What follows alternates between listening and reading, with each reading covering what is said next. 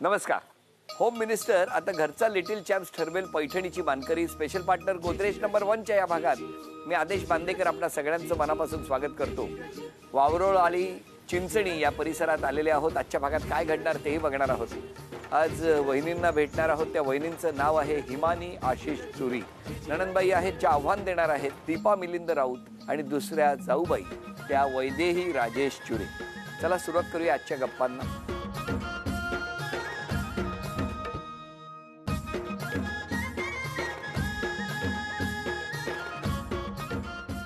नमस्कार. नमस्कार. घ्या उखाणा. लक्ष्मी शोभते दानाने, विद्या शोभते विनयाने, आशिष रावांच्या जोरावर संसार करते मी मानाने. काय सांगताय काय? हो बोला. आधीच्या काळात होतो फारच व्यस्त, हिमानी आल्यानंतर झालोच त्रस्त झालो मी. काय उखाणा घेतायत? का हो असं घेतला? मस्त झालो. मस्त. पॉज घेतला ना. द्या ओळख करून वहिनी सगळ्यांची.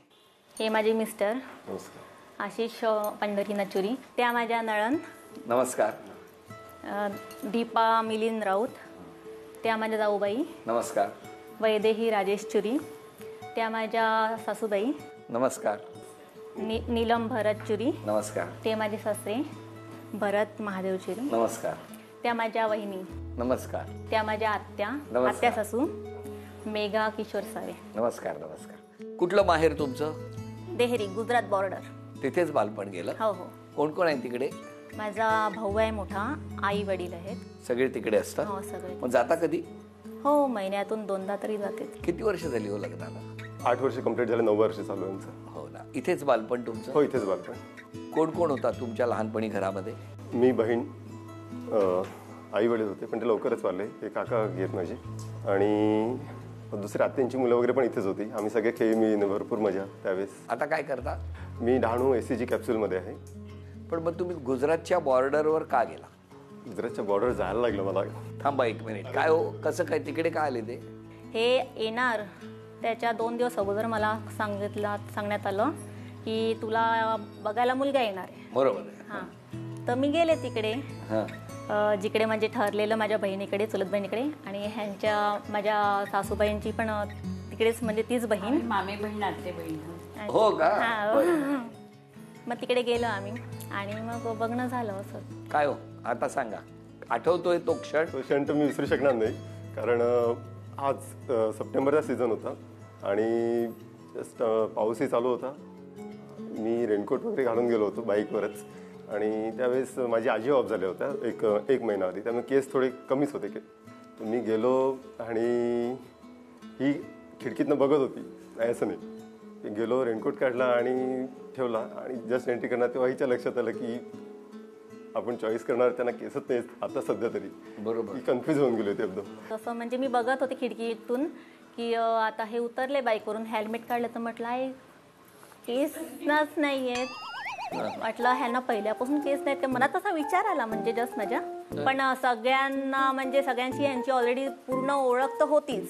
त्यामुळे सगळे ह्यांना म्हणजे व्यवस्थित ओळखत होते. फक्त मी पहिल्यांदा बघितलं होतं ह्यांना ना. त्यामुळे मला थोडंसं असं कन्फ्युजन झालं की यार काय म्हणजे. पण सगळ्यांचं तर ऑलरेडी होच होतं घरून, माझ्या घरून सगळ्यांनी ॲज अ फॉर्मॅलिटीज फॉर्मॅलिटी होती. हां. मग काय काय काय कन्फ्युजन काय होतं तुमच्या मनात? कन्फ्युजन म्हणजे एवढंच होतं की म्हटलं केस का नाही तसं. काय हो मग काय केलं तुम्ही? हा, मी ॲक्च्युली बघण्याच्या वेळेस मीही कन्फ्यूज होतो. कसं काय झालं की ही फार बडबडी आहे आणि मलाही कळलं होतं. आणि आमचं प्रत्यक्ष दोघं भेटण्यासाठी गेलो त्यावेळेस काहीच बोलत नाही. मी कन्फ्यूज झालो. म्हटलं एकदम शांत, आणि मलाही थोडंसं बोलणारच व्यक्ती आवडते ना. निघालो तर जे मध्यस्थी होते त्यांनी तिथेच हकानं सांगण्यासाठी सांगितलं मला. ठीक आहे, मी हो सांगितलं. पण निघालो कन्फ्यूजमध्येच. दुसऱ्या दिवशी संध्याकाळी ड्युटीवर आल्यानंतर हिला फोन केला आणि त्याच्यानंतर हिने बोलणं चालू केलं. मी एकदम हे झालं की ही एवढंही बोलते, थोडंसं बरं वाटलं. मग लग्न कधी झालं? त्यानंतर 2012ला. मग हे बघून गेल्यानंतर 3 महिन्यामध्ये. 3 महिने तोपर्यंत केस सगळे व्यवस्थित नाही. म्हणजे माझी शंका तर त्या दिवशी रात्रीच दूर झाली. कारण की हेही फोन करून सांगितलं ना की असं असं होतं आजींचं, म्हणून केस काढले तसं. मग खुश झाला? काय आनंद चेहऱ्यावर आता पण दिसतोय. पण कसा आहे स्वभाव, कसा आहे मिस्टरांचा? स्वभाव त्यावेळेस असं म्हणजे फॉर्मॅलिटीज म्हणून बघणं झालं ते वेगळी गोष्ट आहे, पण आता मला ह्यांच्यासारखा मिळूच शकला नसता. काय यांचा स्वभाव कसा आहे? यांचा स्वभाव फारच बोलका आहे आणि त्यांना शांत राहणं आवडत नाही किंवा कोणाशी रागावून असं राहणं बिलकुल आवडत नाही. तुमच्यावर पण नाही रागवत? माझ्यावर कधी तेवढ्या पुरतं थोडंसं. आणि त्यामुळे कसं की सगळ्यांची मिळून जुळून घेणं फार छान पडतं. त्यामुळे एक प्लस पॉईंट होतो की मला पण घरामध्ये काही बघावं लागत नाही. इव्हन ओव्हरऑल छानच आहे. पण सासूबाई सुनेबद्दल काय म्हणणं आहे तुमचं? चांगली आहे, खूप चांगली आहे, व्यवस्थित सगळ्यात सपोर्ट करते. आणि मुलात काय बदल झाला 8-9 वर्षात? मुलगा पहिल्यापासून माझ्याकडे होता. मी लग्न करून आली तेव्हापासून आम्ही एकत्र राहतो. होय ना. तुमचं काय म्हणणं आहे काका? तो पहिल्यापासून आमच्याचकडे आहे. त्याचे आई वडील लहान असताना वारले आणि तो व्यवस्थित एकदम चांगल्या मार्गाला आहे. म्हणजे हे अगदी लहान असल्यापासून तुम्ही दोघांनी काका काकी? हो हो, काका काकींनीच सगळं केलं. अरे वा, किती मस्त. नमस्कार करतो तुम्हाला. कारण आता ठीक आहे, सगळं वेगळं आहे, छान आहे, पण त्यावेळेला त्यांनी मुलाप्रमाणे तुमच्या दोघांवरती आणि जे काय दादा मी आहोत ते त्यांच्यामुळेच आहोत. होय ना. मी सुद्धा चांगल्या मार्गाला आहे, बहीण सुद्धा चांगल्या ठिकाणी आहे. काय नणंदबाई, काय म्हणणं आहे तुमचं?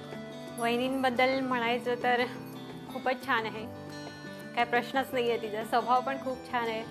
त्याच्यानंतर असं खास बोलायचं झालं तर तिला नळण येणार हे कळलं की ती इतकी खुश असते ना, खूपच.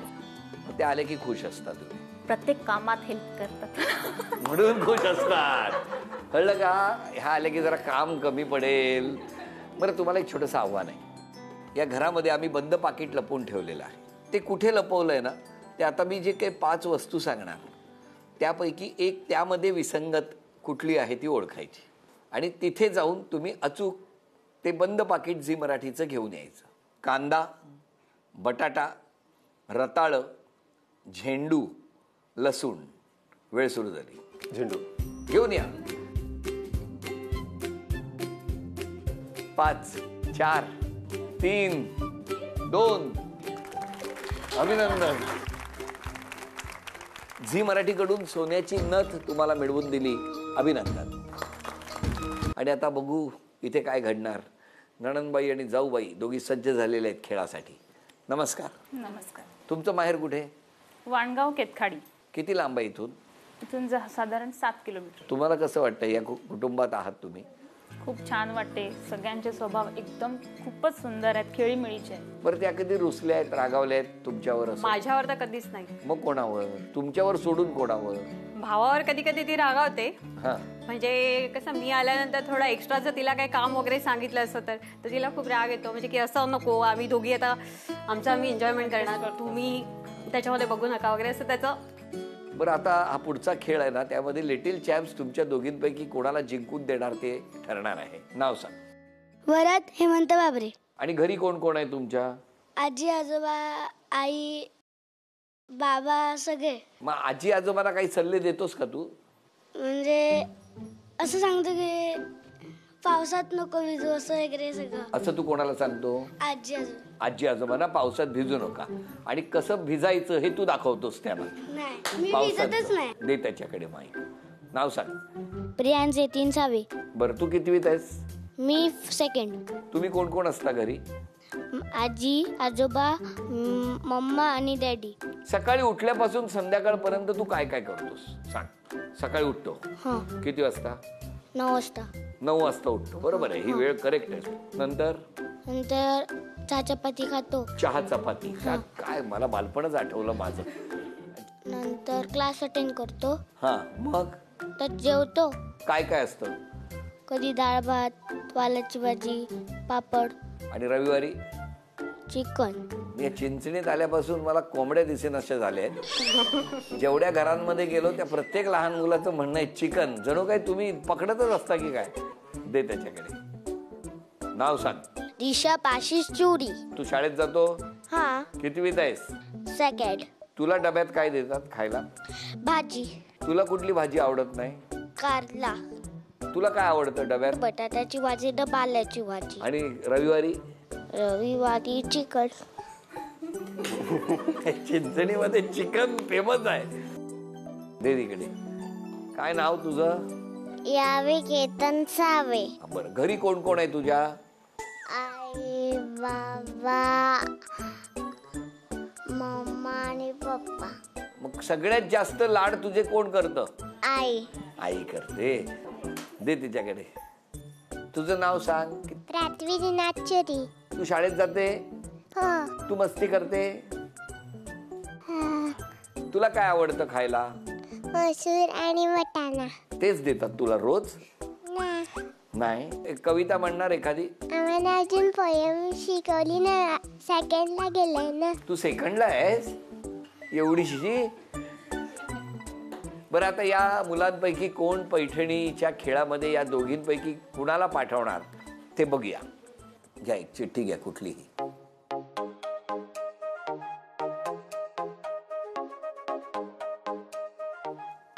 ऋषभ. ऋषभ. ऋषभ तू. बरं, तुम्ही? प्राथवी. प्राथवी छोटी. प्राथवी. हे असं ठेवायचं, असं असं हातातल्या हात उडवायचं आणि मग उडून झाल्यानंतर ते खाली पडणार. थांबा. जर तुम्ही ती चकती उडवल्यानंतर जमिनीवरती चांदणी आली, स्टार दिसला वरती, तर 1 पॉइंट मिळणार. पण दुसऱ्या बाजूला काय आहे बघा, स्टारच्या पाठी ब्लँक आहे. जर तो ब्लँक आला तर 0 गुण. हा, तुला 10, तुला 10 संधी. या 10 संधीमध्ये सगळ्यात जास्त गुण ज्या मिळवणार त्या तुमच्या दोघींना पुढे पाठवणार. आता बघूया काय होणार या खेळात. 1 गुण, 2, 3, 4, 5, 0. थांबा. 6, 0. घे परत. 7, 8,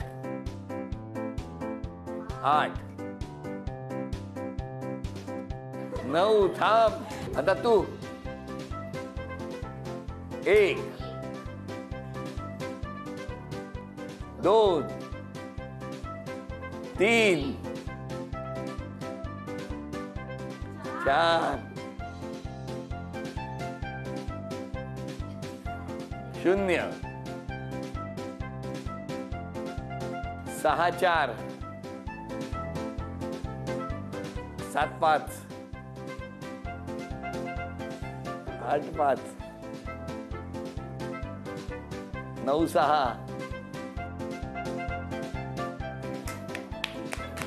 10, 7. अभिनंदन.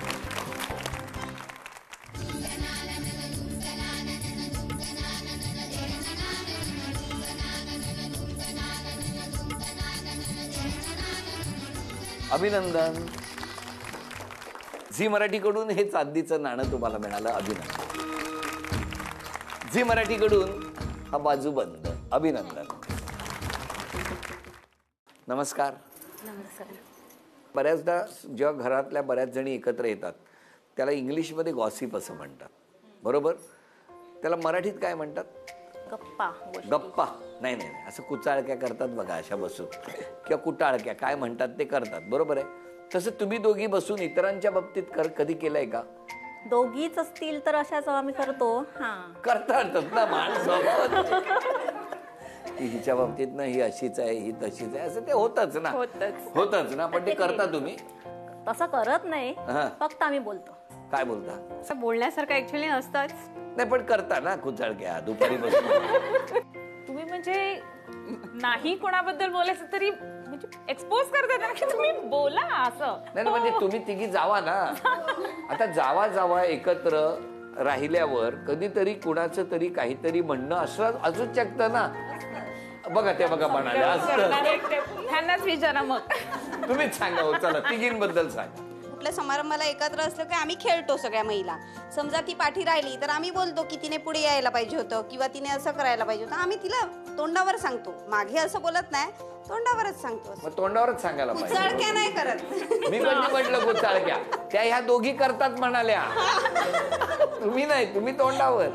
ह्या दोघी मागून बोलतात. मी तेच म्हटलं. आणि ह्या पण ते मागून कुचाळक्या नाही म्हणते.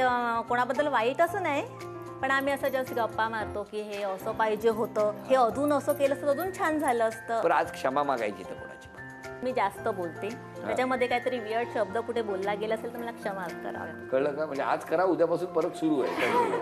तुम्ही? क्षमा असं म्हणजे तेच आज बोलण्यात ना, तसं तर मी काय वाईट बोलली नाही पण असं काय असेल तर माफ करा. तुम्ही आज क्षमा मागायची तर कोणाची? ज्यांना मी चुकून काही बोललो असेल किंवा कोणाची मनं दुखावली असतील तर सगळ्यांची मी क्षमा मागतो या कार्यक्रमाच्या माध्यमातून. स्वतःमध्ये एक बदल करायचा आहे आजपासून, तर कुठला करणार? समोरचं बोलणं पूर्ण झाल्यावरच मी माझं मत मांडणार. Very good. तुम्ही? मी खास करून सांगेल की माहेरी जास्तीत जास्त येण्याचा प्रयत्न करीन. आता बघूया या दोघींपैकी कोण जिंकणार पैठणी. दोघींना 10-10 संधी. एरवी या ट्रेमध्ये माडे बनतात, बरोबर, रोपं तयार होतात. आज तो खेळासाठी आपण वापरणार आहोत. तुम्ही तो चेंडू टाकल्यानंतर तो जाऊन त्या गोल जे ठिकाण आहे त्या साच्यामध्ये जाऊन थांबला पाहिजे. पहिल्या टप्प्यावर राहिला तर 5 गुण, दुसऱ्या टप्प्यावर 10 गुण, तिसऱ्या टप्प्यावर 15 गुण. सर्वाधिक गुणसंख्या दोघींपैकी ज्यांची होणार त्या ठरणार आजच्या भागातल्या होम मिनिस्टर, ज्यांना मिळणार आहे पैठणी. 1, 2, 3, 10.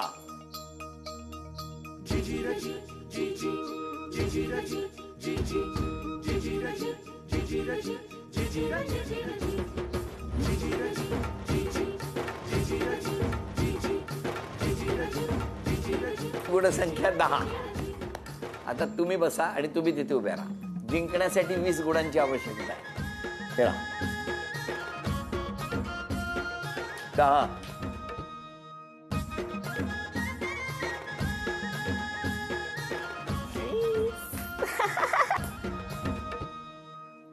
पस्तीस.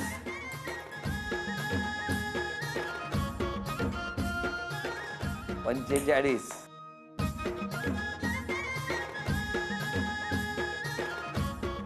60. 70. 80. अभिनंदन. झी मराठीकडून हे चांदीचं नाणं तुम्हाला मिळालं. अभिनंदन.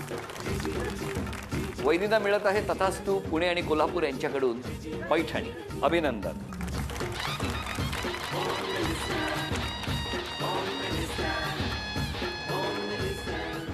या संपूर्ण कुटुंबाला शुभेच्छा, आपणाला शुभेच्छा. आनंदाचा शिडकावा या घरात नेहमी होत राहू दे आणि वास्तू तथास्तु म्हणू दे, असं म्हणत आजचा भाग इथेच संपतो आहे. पुन्हा भेटूया अशीच एक पैठणी घेऊन होम मिनिस्टरच्या पुढच्या भागात. नमस्कार.